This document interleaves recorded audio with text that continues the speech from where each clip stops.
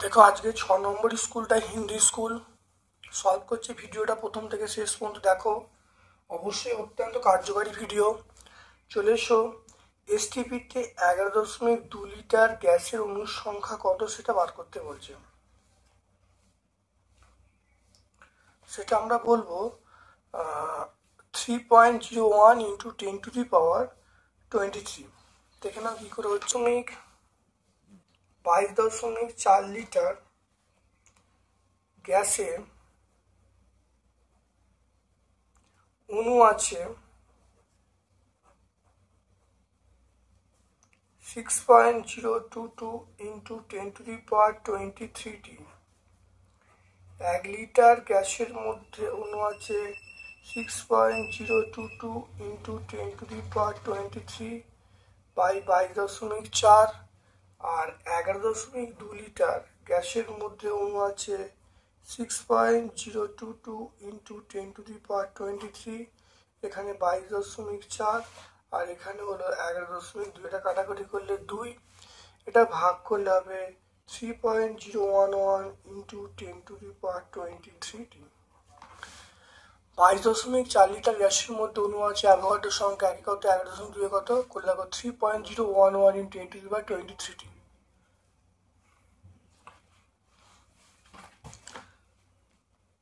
এসআইতে তাপ বহুমাত্রার একক আমরা বলবো, এসআইতে তাপ বহুমাত্রার একক আমরা বলবো ওয়াট বলবো।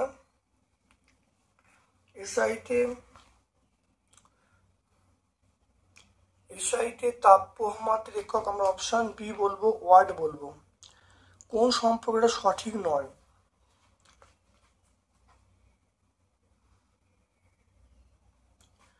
দেখে নাও, যেটা সঠিক নয় এটা হলো option A, H equal two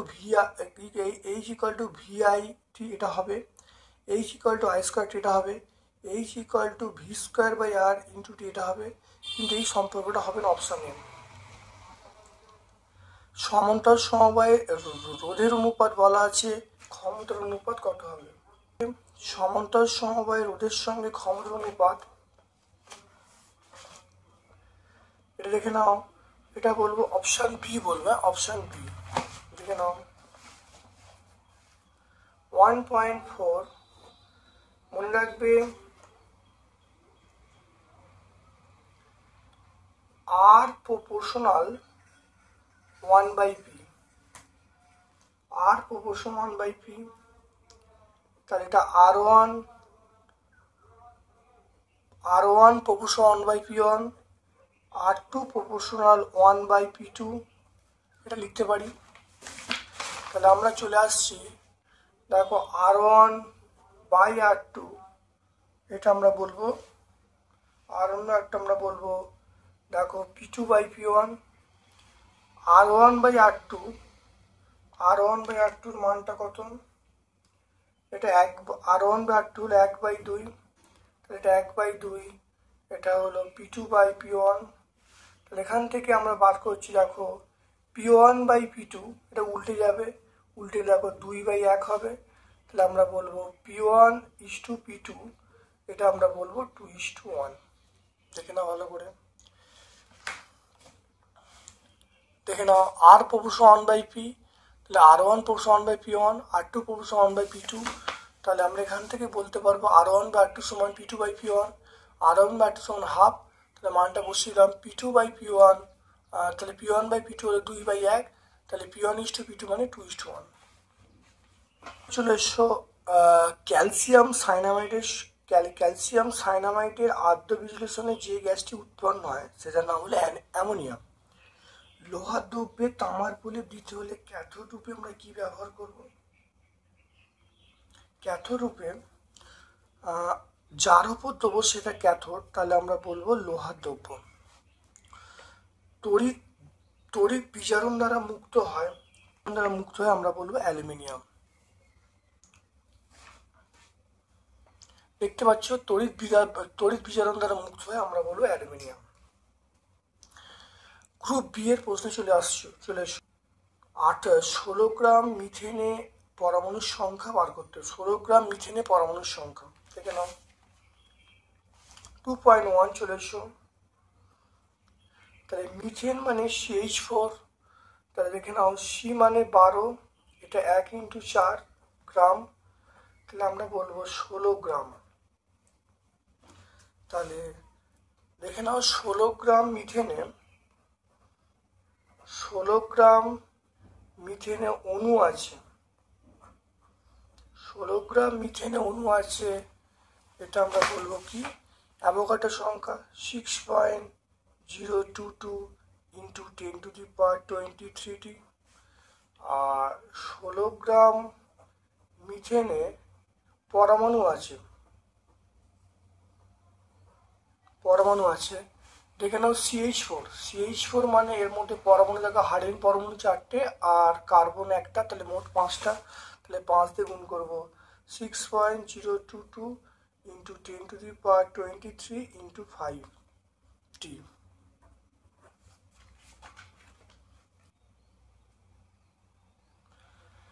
তাহলে এটা করলে হবে দেখো 30.11 × 10⁻23t।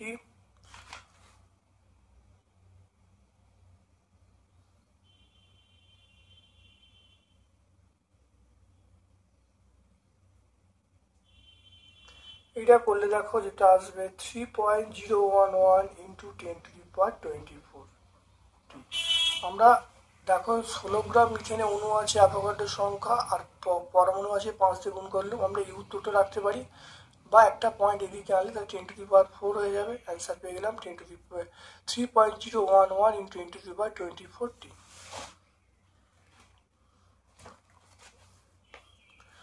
তারপর চলে এসো 1 মোল H2SO4। 1 মোল H2SO4 এর পরমাণুর সংখ্যা কত? 1 মোল H2SO4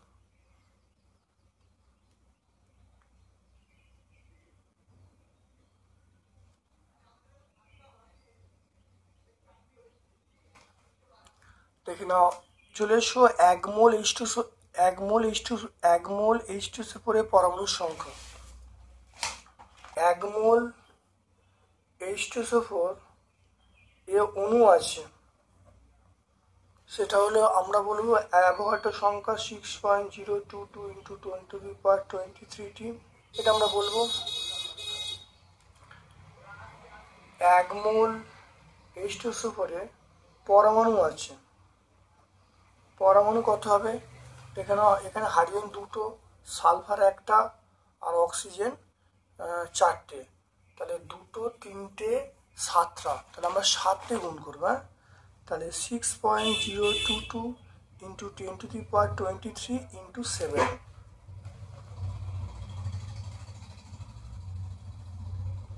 এটা করলে যেটা হবে দেখে নাও, এটা করলে এটা আমরা বলবো দেখো, তাহলে 4.4 দেখো 4.2154 × 10⁻24t। তাহলে এখান থেকে আমরা বলবো কত? 4.44 বলে দেবো, 4.22, এটা 115 মানে 2, তাহলে 4.22 × আমরা 10⁻24t বলবো। দেখে না, 1 মোল H2SO4 এ অণু আছে, অ্যাভোগাড্রো সংখ্যা 1 মোল H2SO4 এ পরমাণু আছে। পরমাণু বার করার নিয়ম হলো, দেখে নাও হাইড্রোজেন 2টো, সালফার একটা, অক্সিজেন কটা? 4টে, মোট 7টা, তাহলে সেই জন্য অ্যাভোগাড্রো সংখ্যাকে 7 দিয়ে গুণ করা হলো। গুণ করলে দেখো পাওয়া যাচ্ছে সেটা হলো 42.154 × 10⁻22। তাহলে এখানে আমরা লিখতে পারি 4.2154 × 10⁻24, বা এটাকে আরও যদি অ্যাপ্রক্সিমেট করা হয় তাহলে 4.22 × 10⁻24t।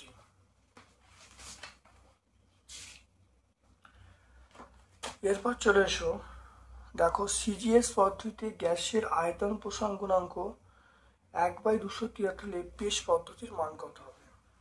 জানি গামা এফ সমান 5/9, একটা সূত্র আছে গামা এফ সমান 5/9 গামা সি। তাহলে সেলসিয়াস স্কেলের পার্টটা এখানে বলা আছে, ক্যালকুলেশন করলে দেখো 2.03 ইন্টু 10⁻³ পার ডিগ্রি এফ দেখে নাও। তাহলে ফারেনহাইট স্কেলের পার্ট বা এফপিএস পদ্ধতির পার্ট হবে 2.03 ইন্টু 10⁻³ পার ডিগ্রি এফ। এরপর চলে এসো তাপীয় রোধের একটি বাঁকা দণ্ডের মধ্য দিয়ে তাপ পরিবহন সম্ভব। হ্যাঁ, বাঁকা দণ্ডের মধ্যে তাপ পরিবহন সম্ভব, হ্যাঁ। তারপর দেখো তাপীয় রোধের সিজিএস একক।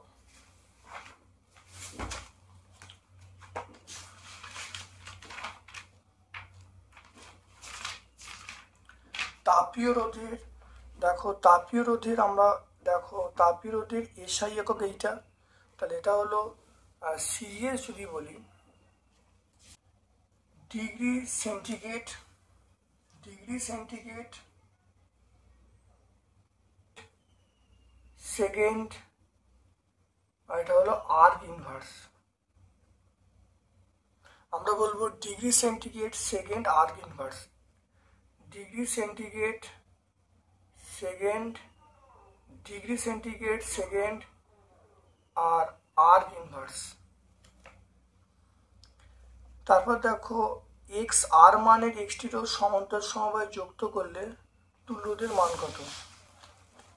2.4 হলো আরপি সমান আমরা দেখব R/X।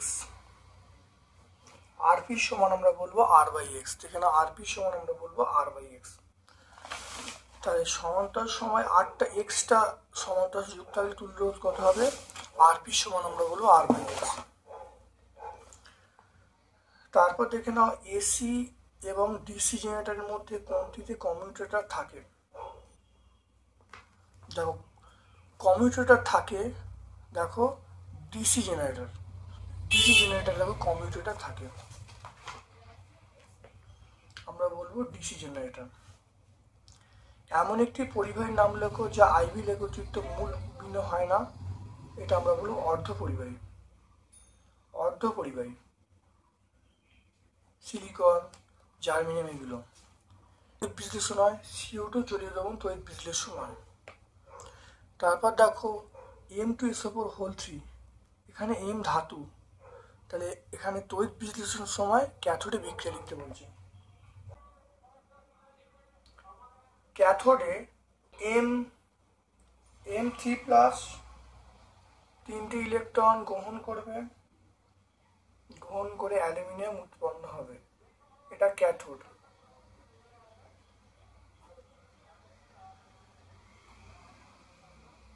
দেখে নাও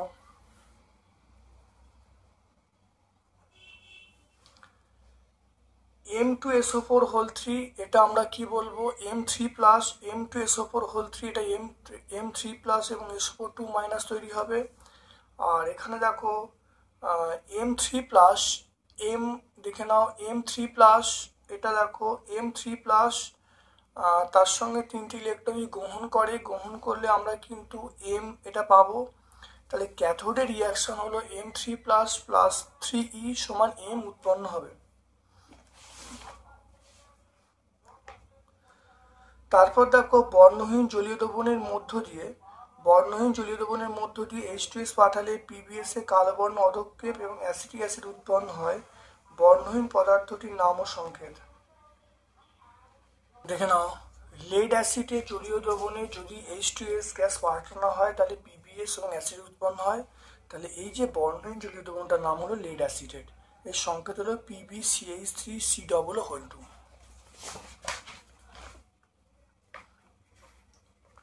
তারপর দেখে নাও তামার খাদযুক্ত সোনার গহনায় খোলা বাতাসের উপস্থিতিতে যে সবুজ বর্ণের ছোপ পড়ে সেটি রাসায়নিক পরিচয় দিতে বলছে।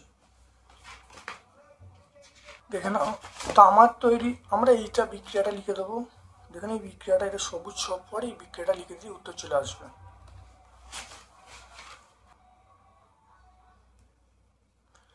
গ্রুপ সি এর প্রশ্নে চলে এসো। দুটি রোধের সমান্তরাল সমবায়ের তুল্য রোধ শ্রেণী সমবায়ের তুল্য রোধের 1/4 অংশ। একটি রোধ যদি 10 ওহম হয় অন্য রোধটি কত হবে?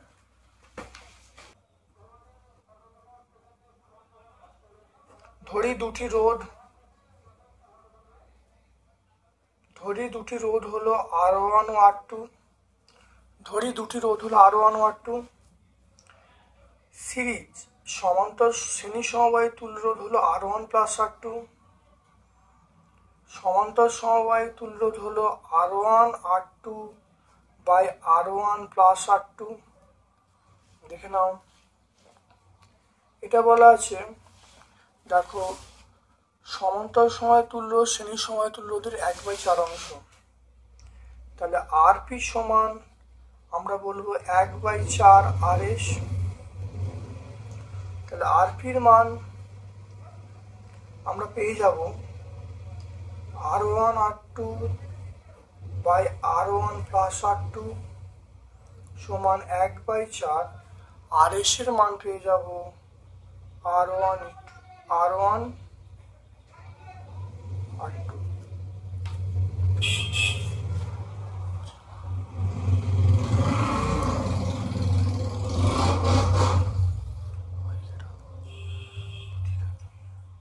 R1 প্লাস R2 এটা হোল স্কয়ার সমান এটা হলো 4R1 R2।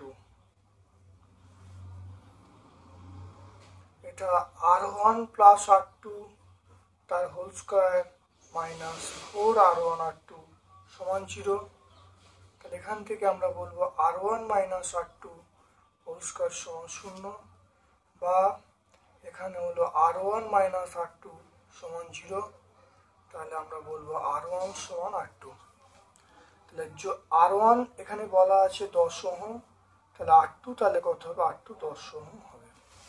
দেখে নাও, শ্রেণী সমবায় তুল্য রোধ এখানে বলা আছে, শ্রেণী সমবায় তুল্য রোধ বলা আছে সেটা হলো R1 প্লাস R2। সমান্তরাল সমবায় সেটা R1 R2 বা R1 প্লাস R2। এবার দেখো RP সমান 1/RS, তাহলে মানগুলো বসে দিয়েছি, কোনাকুনি গুণ করে দেখো R1 plus R2 whole square সমান 4R1 R2। এটা এদিকে আনলে তাহলে R1 plus R2 whole square minus 4R1 R2 সমান 0। এটা তাহলে R1 minus R2 whole square সূত্র পেয়ে গেলাম সমান 0। তাহলে R1 সমান R2। তাহলে একটারও যদি 10 ওহম হয়, একটারও যদি 10 ওহম হয় তাহলে অপরটাও 10 ওহম হবে।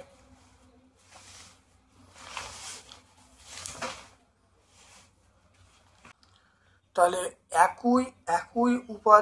একই উপাদানের সমান দৈর্ঘ্যবিশিষ্ট দুটো তার আছে, একটির ব্যাসার্ধ অপরটির ব্যাসার্ধের দ্বিগুণ, রোধের অনুপাত বার করতে বলছে।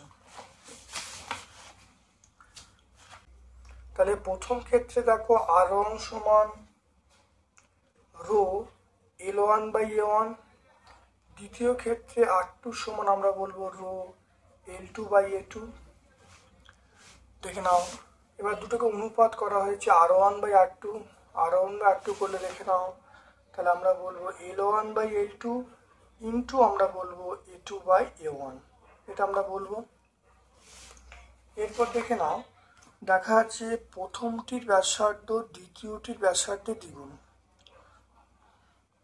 দেখো একই উপাদান সমান দৈর্ঘ্য সমান, একটির ব্যাসার্ধ দ্বিতীয়টির দ্বিগুণ। তাহলে তাহলে এখানে দেখো দৈর্ঘ্য সমান, তাহলে দৈর্ঘ্য সমান বলতে তাহলে L1 বাই L1 বলবো দৈর্ঘ্য সমান। তাহলে এটা হলো পাই R স্কোয়ার। তাহলে পাই আমরা কি বলবো পাই R2 স্কোয়ার বাই আমরা বলবো পাই R1 স্কোয়ার। তাহলে এটা কেটে গেল, তাহলে আমরা এখান থেকে বলবো R2, দেখো R2 বাই R1 তার হোল স্কোয়ার বলবো। এবারে বলা হচ্ছে দ্বিতীয়টাকে যদি R ধরা হয়, দেখে নাও বলা আছে দ্বিতীয়টা, দেখে নাও দ্বিতীয়টি ব্যাসার্ধে দ্বিগুণ। তাহলে R1টা তাহলে কি হবে? 2R হবে। তাহলে এখানে আমরা মান বসাচ্ছি R বাই 2R তার স্কোয়ার। তাহলে এটা দেখো 1/4 পেয়ে যাব। তাহলে আমরা পেয়ে যাব R1 বাই R2 সমান 1/4। তাহলে R1 ইস্টু R2 সমান আমরা বলবো 1:4। দেখে নাও, এখানে দেখো প্রথম ক্ষেত্রে R1 সমান রো L1 বাই A1, দ্বিতীয় ক্ষেত্রে R2 সমান রো L2 বাই A2। এবার দুটোকে বাই করা হয়েছে, যেহেতু দৈর্ঘ্য সমান তাহলে দুটোর জায়গায় আমি L1 বসিয়ে দিয়েছি, তাহলে A2 বাই A1 হবে। এবারে এ মানে ক্ষেত্রফল পাই আর স্কোয়ার, তাহলে এর ক্ষেত্রে আমরা বলবো পাই আর টু স্কোয়ার, এর ক্ষেত্রে বলবো পাই আর ওয়ান স্কোয়ার। এবার বলা হচ্ছে দ্বিতীয়টার ব্যাসার্ধ দেখো বলা হচ্ছে যে প্রথমটার ব্যাসার্ধ দ্বিতীয়টির দ্বিগুণ, তাহলে দ্বিতীয়টির আর হয়, তাহলে প্রথমটা 2r, মানটা বসিয়েছি, বসলে 1/4 পেয়ে গেছি, তাহলে r1/r2 আমরা পেয়ে গেলাম 1/4। তাহলে দেখে নাও, এ কালো বর্ণের পদার্থ লৌহ ইস্টের উপর, বি পচা ডিমের গ্যাসযুক্ত, সি একটি কঠিন পদার্থ।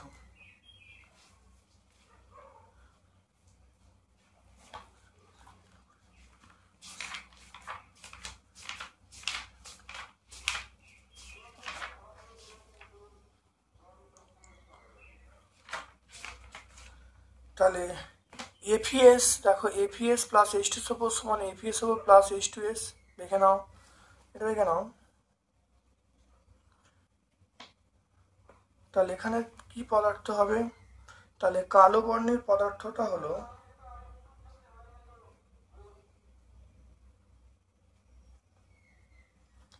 দেখে নাও এফিএস প্লাস H2SO4 সমান এফিএসও প্লাস H2S। তাহলে এফিএস হলো কালো বর্ণের পদার্থ, কালো বর্ণের পদার্থের নাম হলো এফিএস। পচা ডিমের মতো গন্ধযুক্ত, সেটা হলো H2S। সি কঠিন পদার্থ, কঠিন পদার্থের নাম হলো এফিএসও4, এটা হলো কঠিন পদার্থ। এরপর দেখো এই যে বিটা, বিটা দেখো এর মধ্যে যাচ্ছে, দেখো বিটা, বি মানে H2S, সেইটা দেখো লিড অ্যাসিটেট দ্রবণ যাচ্ছে, তাহলে এটাও দেখো লিড অ্যাসিটেট, তার সঙ্গে দেখো পিবিএস কালো বর্ণ অধক্ষেপ তৈরি হবে, তাহলে এই যৌগটার নাম হলো লিড অ্যাসিটেট। তাহলে দেখে নাও, তাহলে আমরা কি বলবো, লিড অ্যাসিটেট, এটা বি, কালো বর্ণের যে পদার্থটা উৎপন্ন হবে সেটা আমরা বলবো পিবিএস। দেখো পিবিএস হলো কালো বর্ণের পদার্থ, তাহলে এটা হলো আমরা পিবিএস বলবো, পিবিএস বলবো। বা এখানে দেখো করা আছে, দেখতে পাও এই উত্তরটা এখানে করা আছে, দেখে নাও, এ হলো ফেরাস সালফাইড, বি হলো H2S, সি হলো এফিএসও4, আর ডি হলো পিবিএস, দেখে নাও।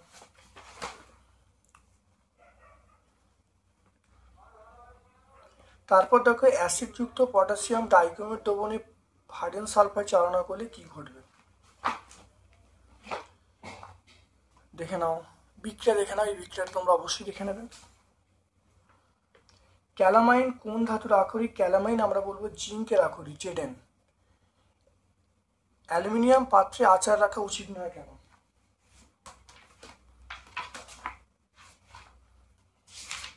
দেখো দেখে নাও, অ্যালুমিনিয়াম পাত্রে আচার রাখা উচিত নয়, অনেকবার বোঝানো হয়েছে, ভালো করে দেখে নাও, এই উত্তরটা তোমরা লিখে দেবে।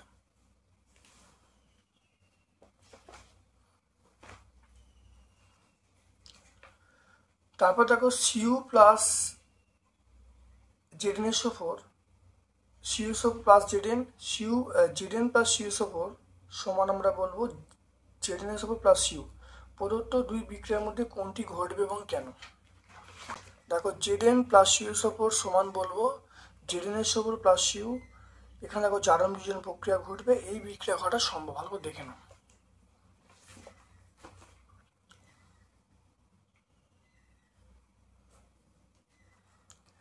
গ্রুপ ডি এর প্রশ্নে তোমরা চলে এসো, দেখো 35% অশুদ্ধিযুক্ত জিঙ্ক 50 গ্রাম অতিরিক্ত লৌহ H2SO4 অ্যাসিডের সঙ্গে বিক্রিয়া ঘটালে কি আয়তনের H2 গ্যাস এসটিপিতে উৎপন্ন হবে। এটা আগের ক্লাসে আমরা বিগত ক্লাসে হয়েছিল, দেখো অবিশুদ্ধ জিঙ্কের পরিমাণ 35%, বিশুদ্ধ জিঙ্কের পরিমাণ 65%। 100 গ্রাম অবিশুদ্ধ জিঙ্ক বর্তমান 65, একে কত 50 কত করে দেখো আমরা পাচ্ছি 32.5 গ্রাম।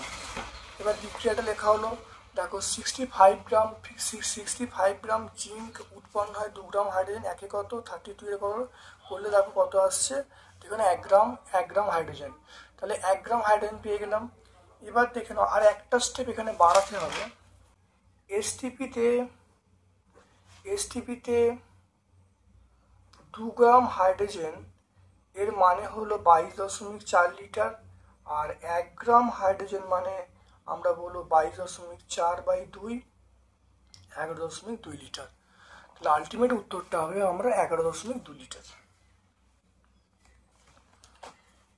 এরপরে দেখো অথবার প্রশ্ন, 6 গ্রাম কার্বনকে সম্পূর্ণ পোড়ানোর জন্য প্রয়োজনীয় অক্সিজেন কত গ্রাম পটাশিয়াম ক্লোরাইডকে উত্তপ্ত করে পাওয়া যাবে? দেখো 6 গ্রাম কার্বনকে সম্পূর্ণরূপে পোড়ানোর জন্য প্রয়োজনীয় অক্সিজেন কত গ্রাম KClO3কে উত্তপ্ত করতে হবে? দেখো C+O2 সি মানে আমরা বলবো 12 গ্রাম, O2 মানে আমরা বলবো 2 + 16 গ্রাম। তাহলে 12 গ্রাম কার্বন সম্পূর্ণরূপে পোড়ানোর জন্য প্রয়োজনীয় অক্সিজেন 32 গ্রাম, একে কত? আর কোশ্চেনে 6 বলা আছে, তাহলে আমরা পেয়ে গেলাম 16 গ্রাম। এরপর দেখো 2 KClO3 + MnO2, এটা KCl + 3O2 + MnO2। এখানে দেখে নাও, এটা দেখো 2 KClO3, এটার মান হলো 245 গ্রাম, আর এটা মানে দেখো 96 গ্রাম। তাই দেখে নাও 96 গ্রাম, দেখে নাও তাহলে এখানে দেখে নাও 96 গ্রাম। দেখো 96 গ্রাম অক্সিজেন, দেখো 96 গ্রাম অক্সিজেন তৈরি করতে KClO3 প্রয়োজন 235 গ্রাম, একে কত? আর দেখো এখানে কত বেরিয়েছে, দেখো 16, তাহলে 16 গ্রামে বার করেছি, বার করে দেখো কত আসছে, 245 × 16/96, উত্তরটা আসছে 40.83। Thank you. সো কোনো তাপ পরিবাহী পদার্থের মধ্য দিয়ে তাপ পরিবহন কোন কোন বিষয়ের উপর নির্ভর করে এবং কীভাবে? সমীকরণটা লিখতে বলছে, তাপ পরিবাহিতাঙ্কের সংজ্ঞা দিতে বলছে।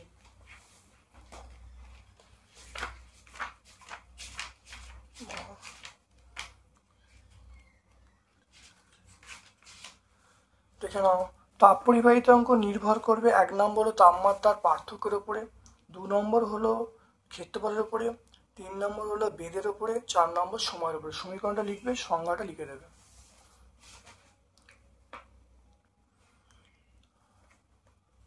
দেখে নাও 220 ভোল্ট 100 ওয়াট কথার অর্থ কি? বাতি দেখো 220 ভোল্ট 100 ওয়াট বলতে বোঝায় বাতিটি দু প্রান্তের বিভব 220 ভোল্ট হলে সবচেয়ে উজ্জ্বল শিখা জ্বলবে এবং প্রতি সেকেন্ডে 100 জুল করে তড়িৎ শক্তি ব্যয় করবে। এরপর দেখো, এই বাতিটিকে যদি 121 ভোল্ট লাইনের সঙ্গে যোগ করা হয় তাহলে প্রবাহমাত্রা কত হবে? তাহলে আর এর মান আমরা পেয়ে যাচ্ছি v²/p, ভি এর মান কত? 220, পি এর মান কত? 100। তাহলে 220 × 220/100, এটা কাটাকাটি করলে কত হবে? আর এর মান পেয়ে যাব আমরা 484 ওহম পেয়ে যাব, আর এর মান পেয়ে 484 ওহম। এবার দেখো,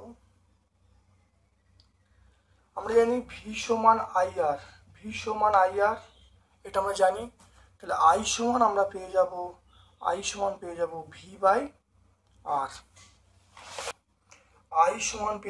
v/r। ভি মানে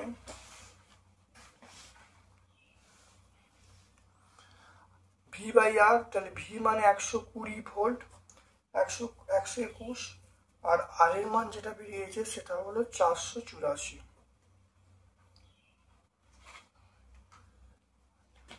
এটা কাটাকুটি করলে 4 হবে, তাহলে 1/4, তাহলে প্রবাহমাত্রা পেয়ে গেলুম 1/4 মানে 0.25।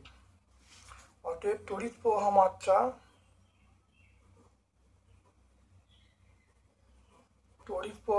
0.25 অ্যাম্পিয়ার।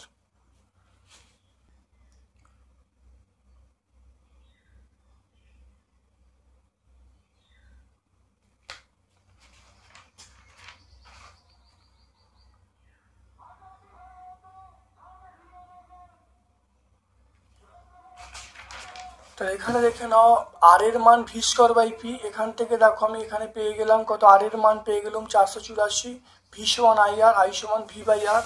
এবার এখান থেকে দেখো মানটা বসিয়ে দেখো প্রবাহমাত্রা পেয়ে গেলাম 1/4, 1/4 মানে 0.25, তাই তড়িৎ প্রবাহমাত্রা 0.25 অ্যাম্পিয়ার।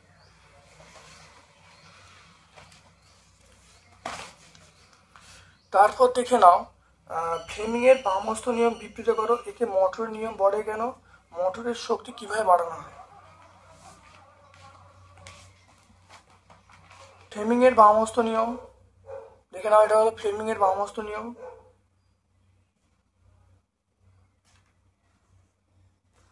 এই নিয়মকে আমরা কি বলবো, অনেক সময় মোটরের নিয়ম বলবো, কারণ দেখে নাও মোটর এই নিয়ম অনুসারে চলে বলে ফ্লেমিংয়ের সমস্ত নিয়মকে আমরা মোটরের নিয়ম বলবো। বার্লোচক্র, মোটর, বিভিন্ন যন্ত্রপাতিগুলো এই অনুসারে চলে বা এই নিয়ম অনুসারে চলে, সেজন্য মোটরের নিয়ম বলবো।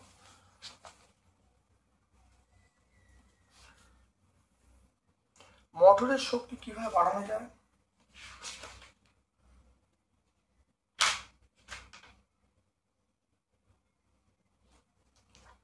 দেখো না, ফ্লেমিংয়ের সমস্ত নিয়মে মোটরে আর্মেচার ঘোরে এবং তার অভিমুখ এই নিয়ম অনুসারে জানা যায়, তাই ফ্লেমিংয়ের সমস্ত নিয়মকে আমরা মোটরের নিয়ম বলবো।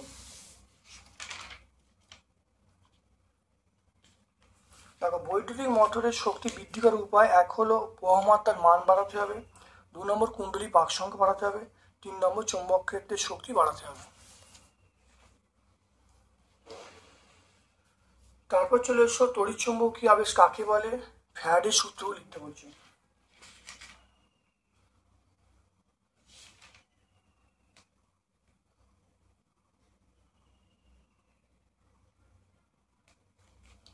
দেখে নাও, কোনো বদ্ধ কুণ্ডলীর মধ্য দিয়ে অতিক্রান্ত চৌম্বক বলরেখা পরিবর্তনে কুণ্ডলীতে তড়িৎ প্রবাহ সৃষ্টি হবে, এই ঘটনাকে আমরা তড়িৎচুম্বকীয় আবেশ বলবো। আর ফ্যারাডের দুটো সূত্র আছে, দেখে নাও, প্রথম সূত্র, দ্বিতীয় সূত্র, দেখে নাও দুটো সূত্র আছে। তারপর দেখো, পরীক্ষাগারে অ্যামোনিয়া গ্যাস প্রস্তুতির নীতি এবং সমীকরণ লিখতে বলছি।